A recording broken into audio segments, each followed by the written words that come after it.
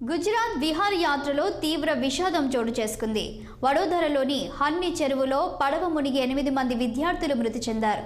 తీవ్రంగా గాయపడిన మరో 9 నుంచి 10 మంది విద్యార్థులను ఆసుపత్రికి తరలించారు. ప్రమాద సమయంలో పడవలో 23 మంది విద్యార్థులు, 4 ఉపాధ్యాయులు ఉన్నారు.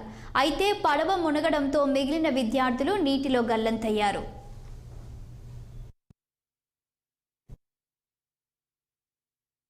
విద్యార్థుల ఆచూకీ కోసం సహాయక చర్యలు, గాలింపు చర్యలు చేపట్టారు.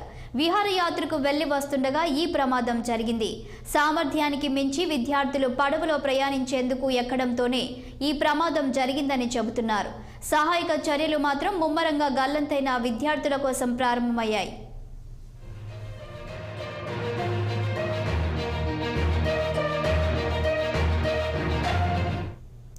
మరోవైపు గుజరాత్ ప్రమాదంపై ప్రధాని మోదీ దిగ్భ్రాంతి వ్యక్తం చేశారు.